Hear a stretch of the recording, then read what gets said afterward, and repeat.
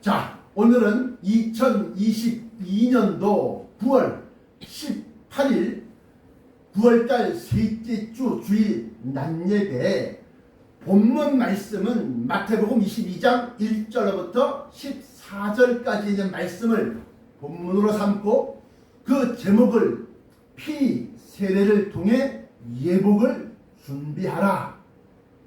피 세례를 통해 예복을 준비하라 라고 하는 제목으로 은혜를 나누고자 합니다. 이렇게 해서 혼인잔치에 예복을 입지 않은 사람에게 어쩌요 예복 없이 여기 들어왔어? 물었더니만 그가 할 말이 없는 거야. 왜?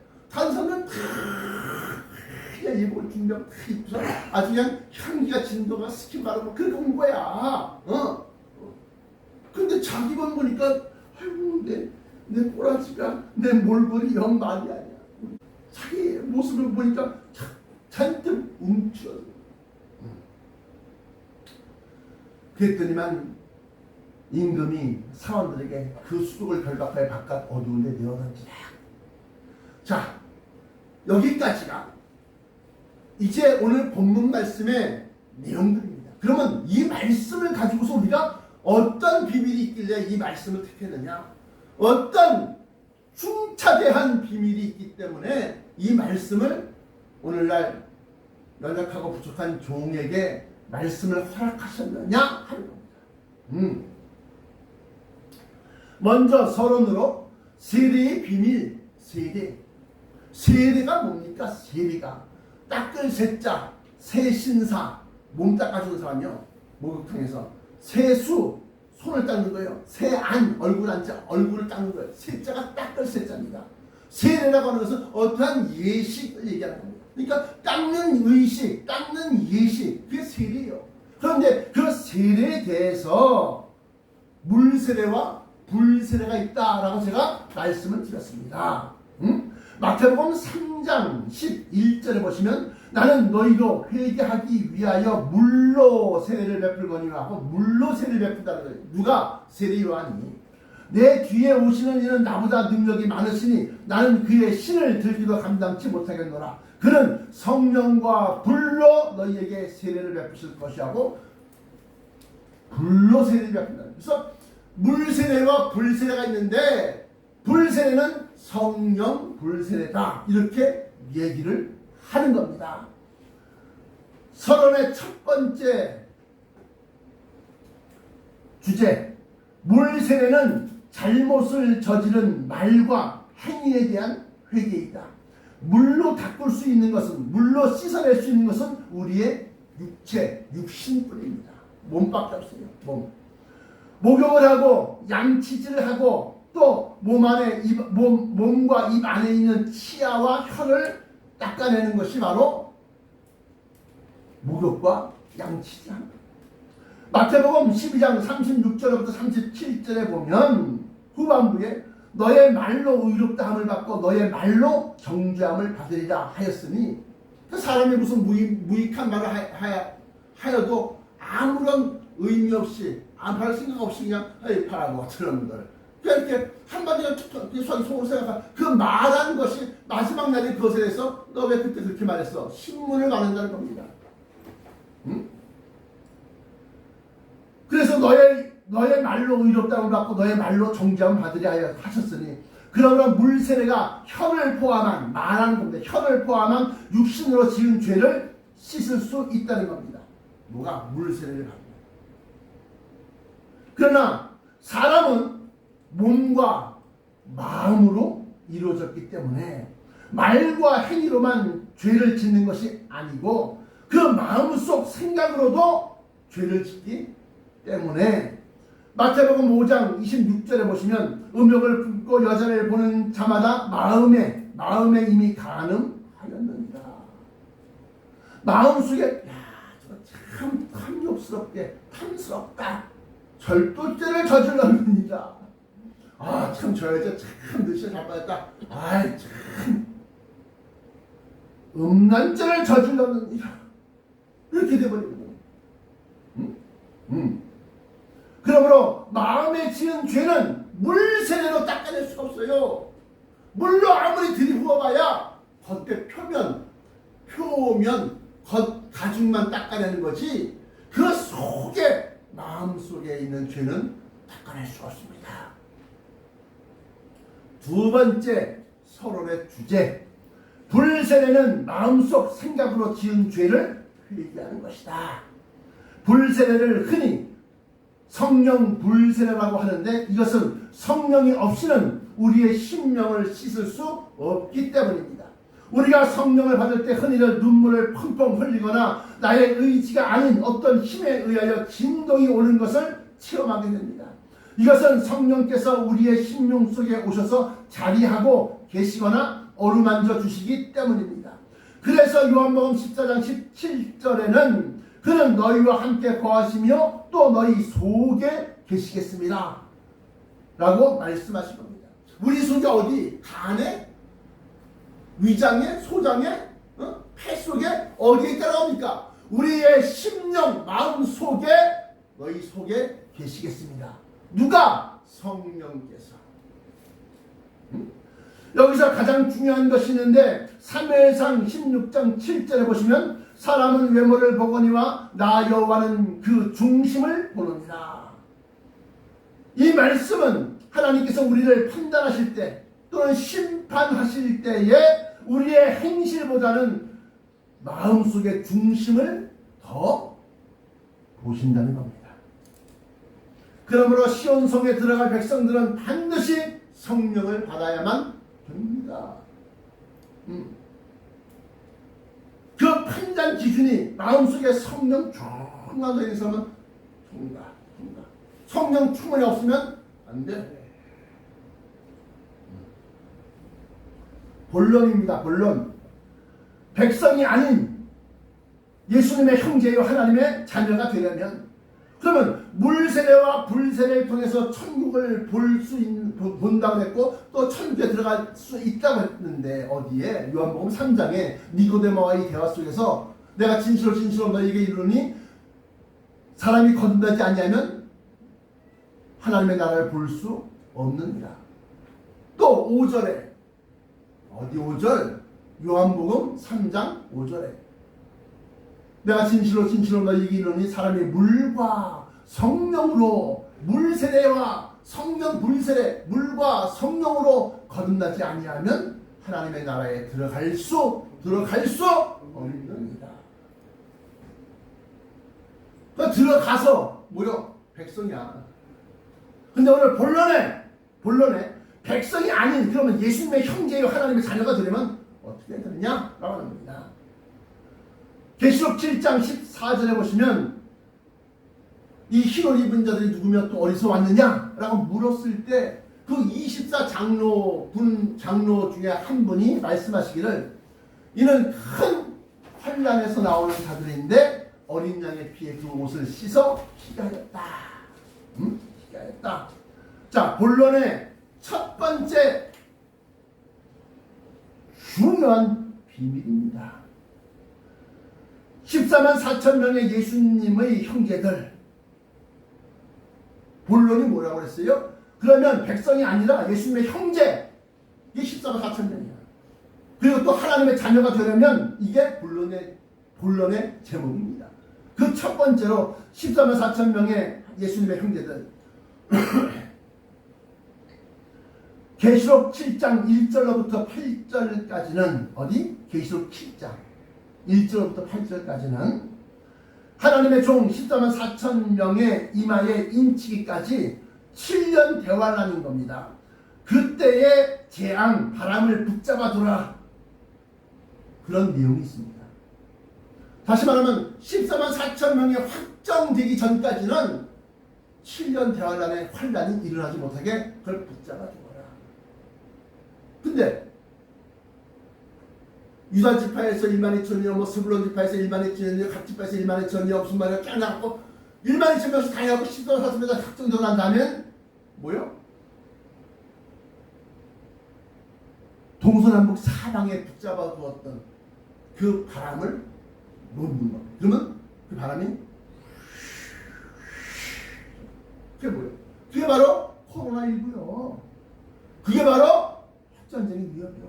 그게 바로 지금 서유럽에서의 불가마 더위요.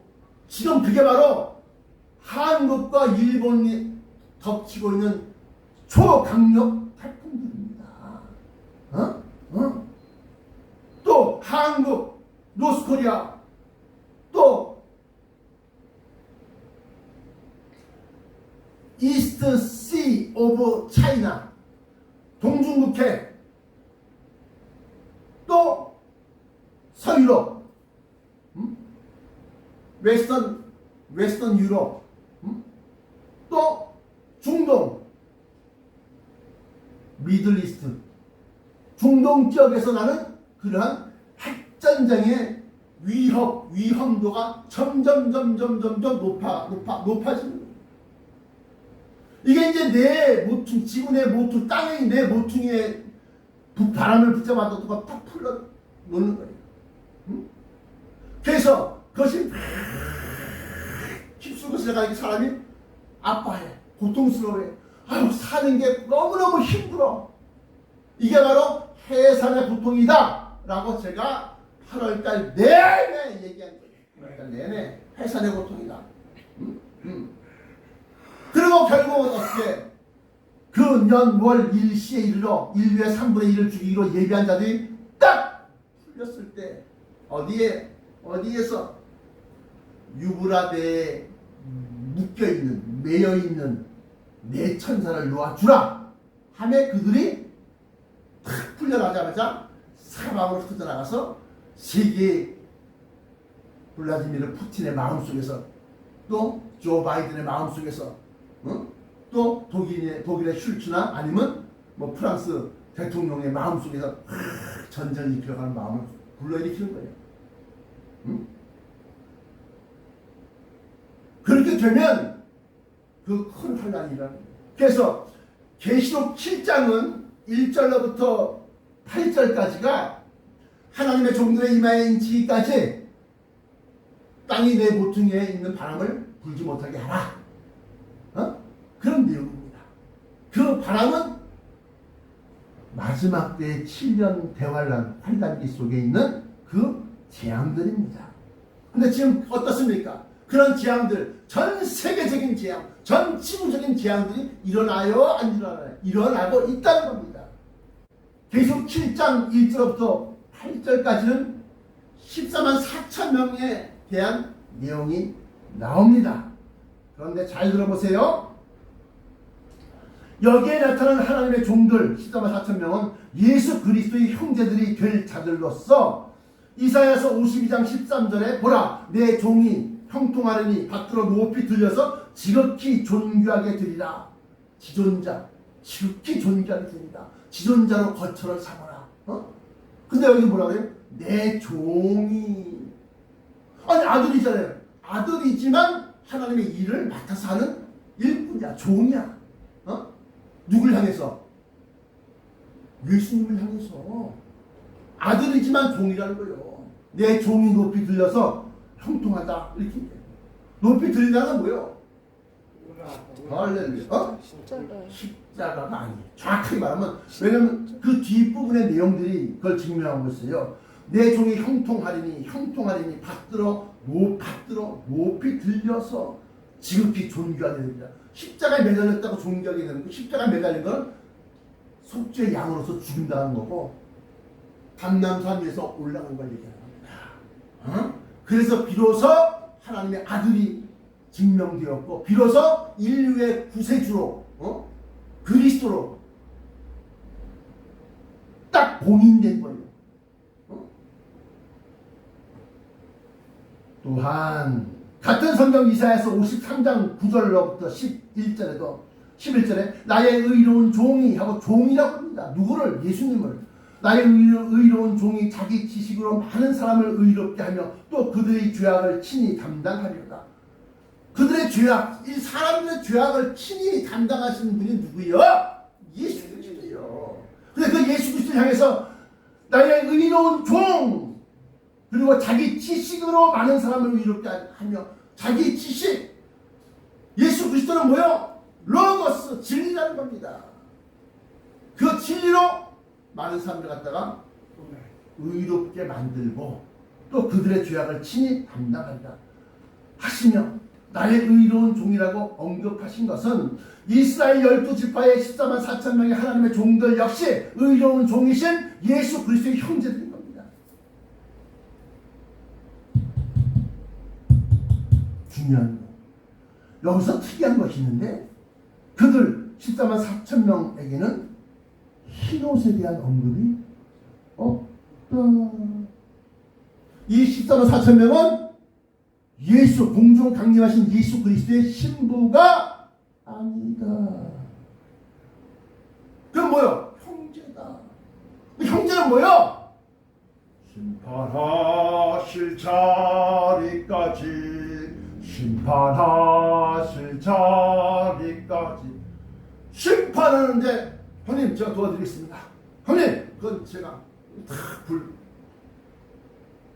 다 분할 나누어서 다 심판. 할렐루야. 믿어지십니까? 이건 또 뭐, 야, 저 목사님도 또 희한한 것도 이상한, 내가 참 듣는, 내가 50평생 교회를 다니고 예수를 믿었어도 난 듣도 보다 못한 말씀도 하시네. 그 성경에서 여기 있는 내 형제 중에 지극히 작은 자에게 한 것이고 내게 한 것입니다. 그 형제. 물론 백성이 아닌 예수님의 형제요 하나님의 자녀가 되려면 두 번째 축제, 아무도 셀 수 없는 흰옷 입은 큰 무리가 예수님의 신부들이다. 지금 계시록 7장을 지금 분할해서 설명하는 겁니다. 1절부터 8절까지는 14만 4천 명에 대해서 8절이니까 9절부터 17절까지 내용은 바로 흰옷을 입은 사람들을 얘기하는 겁니다. 예나 지금이나 결혼식에서 신부가 입는 옷은 무조건 순백의 흰옷입니다. 무조건이야, 무조건. 왜 그럴까요? 아니 뭐 짧은 뭐 웨딩드레스든 긴 끌리는 웨딩드레스든 무슨 뭐 그냥 레이스가 있는 이런 레이스든 무조건 흰색이 들어야 돼요. 하얀색이다. 왜냐? 그것은 아무것도 아무 색깔도 물들지 않은 순결을 뜻하는 옷이기 때문에 그렇습니다. 계시록 7장 9절부터 17절까지 나타난 모든 족속과 방언과 나라에서 선별된 아무라도 능히 셀 수 없는 큰 무리는 계시록 7장 14절에 이들은 누구냐 물어요. 왜 특별히 물을까요? 뭔가 있기 때문에 이스라엘 장로가 사도 요한에게 이 흰옷 입은 자들이 누구면 또 어디서 왔느냐 하고 그 사람들 갖다가 왜? 알려주려고 우리에게. 그래서 유브라데에 매여있는 네 처자를 놓아줘서 인류의 3분의 1을 주기로 예비한 자들이 활동할 때 그때 그 큰 환란, 멸망에 가증한 것, 멸망에 미운 물건, 그 멸망시키는 그 물건이 핵, 미사일이다. 그래서 큰 환란에서 나오는 자들인데 라고 해서 핵전쟁 속에서 나오는 자들이다 라는 것을 우리가 알 수 있다. 이것은 본 목사가 세계 최초로 밝힌 바와 같이 핵전쟁을 의미하는 것입니다.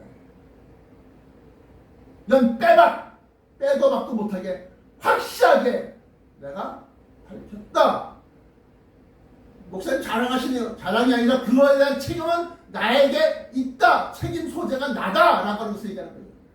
이걸 가지고서 2단 3단 얘기할 것 같으면 나한테 와라. 내가 그냥 성경 9절부터 대해서 아주 그냥 아주 뭐라 그래, 잘게 쪼개는 거야. 조사버린다네. 전라도 말로 조사버린다네. 자 가르쳐줄게 내가. 거짓 선자들아, 엉뚱한 거 가르치지 말고 세계 최초로 내가 밝혔다. 왜냐하면 마태복음 14장 15절에 멸망에 가증한 물건은 핵미사일을 얘기하는데 그 멸망에 가증한 물건이 발사되는 핵전쟁을 데살로니가전서 5장 3절에는 그 누구도 결코 피하지 못한다는, 결단코 피하지 못하냐, 이 멸망이 호련히 어느덧 갑자기 임하는 거예요. 왜 갑자기일까요?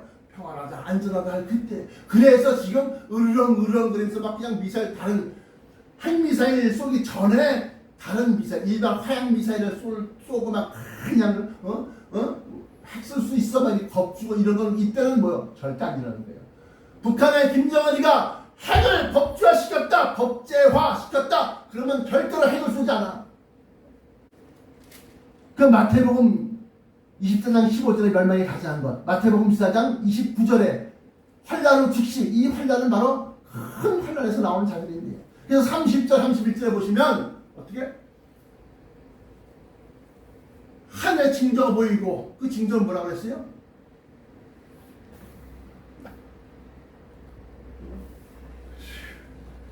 하늘이 큰 소리가 떠나가고, 계시록에는 종이, 다른 성경에는 종이 축이 말려서 또르르 말려가고 쭉 거쳐지는 거야. 응? 보니까 하늘 큰 징조가 무슨 뭐 별 떨어지고 막 그냥 이런 게 아니라 어마어마한 큰 새 예루살렘이 하늘 딱 떠 이렇게 보여져. 저가 큰 나팔 소리와 함께 천사들을 보내리니 하늘 이 끝에서 저까지 싹 불러. 그들이 바로 계시록 7장 9절로부터 17절까지 나와 있는 흰옷 입은 무리다.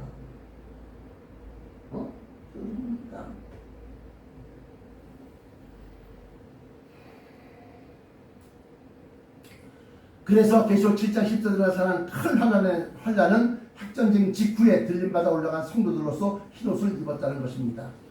그 흰옷은 어린 양의 피에 그 옷을 씻어서 희게 하였다는 것입니다. 주의 신부들이 바로 흰옷을 입고 바로 공중 혼인잔치를 통해서 이 땅의 족속에서 하늘의 형상을 입고 공중으로 끌어올려 하나님의 자녀가 되는 겁니다. 결론입니다. 결론. 그러면 중요한 겁니다. 어린 양의 피에 그 옷을 씻어 희게 하였다는 진짜 의미는 무엇일까요? 아까 서론에서 세례를 얘기했습니다. 닦아내는 의식, 세례, 물세례, 불세례. 그리고 난 다음에 보니까 어린 양의 피로 그 옷을 씻어 희게 하였다. 씻는 게 아니라. 그래서 제가 이것도 세계 최초야. 피세례 들어봤어? 뭐 피가는 이런 거 들어봤을지 모르겠지만 피세례 못 들어봤을 거예요. 피로 닦아내는 의식이다. 그런데 물세례, 불세례는 우리의 겉의 행실, 속의 마음, 우리 자체가 씻겨지는 건데, 이 피세례는 우리가 행한 행실을 닦아내는 거예요. 행실. 킹 제임스 버전 야고보서 2장 26절. 행함이 없는 믿음은 죽은 것이라. 잘 보세요. 중요한 겁니다. 피로 뭘 씻어? 그 옷을 씻어 희가 해. 그 옷은 뭐요? 믿음의 옷을 얘기하는 겁니다. 친구야 어찌하여 예복을 입지 않고 여기에 들어왔느냐? 그 예복, 믿음, 옷. 그래서 그 옷을 갖다 피로 씻는다 라고 하는 것은 믿음을 씻는다. 근데 그 믿음은 어떻게? 우리의 생각과 난 믿습니다. 내가 예수 그리스도를 믿습니다. 그 믿음이 아니라 내가 그 믿음을 따라서 행한 것. 그래서 행함이 없는 믿음은 죽은 믿음이다. 죽은 믿음은 소용없어. 살아있는 믿음이야지. 그러니까 살아있는 믿음이라고 하는 것은 성령께서 주시는 생각대로 순종한 믿음의 행위를 얘기하는 겁니다. 행위의 처음부터 결과에 이르기까지 온전하게 주님께서 하신 것을 인정하는 겁니다. 처음에 성령을 통해서 생각을 주신 이도 주님이요, 생각대로 할 수 있게 형편을 만드신 이도 주님이요, 두려움 없이 아낌없이 결단하고 나가게 하신 이도 주님이라는 것입니다. 내가 했지만 행위의 주체는 내가 주체를 했어. 근데 참 그걸 갖다가 성령께서 감동을 주셔서 내가 믿음의 행위를 갖다가 하게 만들어.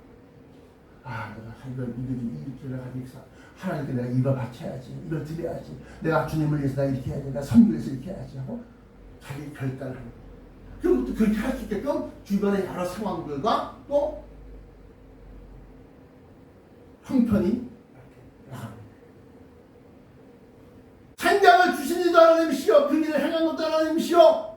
생각 일어날 때부터 마지막 결과까지 그 놀라운 하나님의 축복을 인도하신 그 결과까지 모두가 다 하나님께서 하십니다. 주님께서 위해서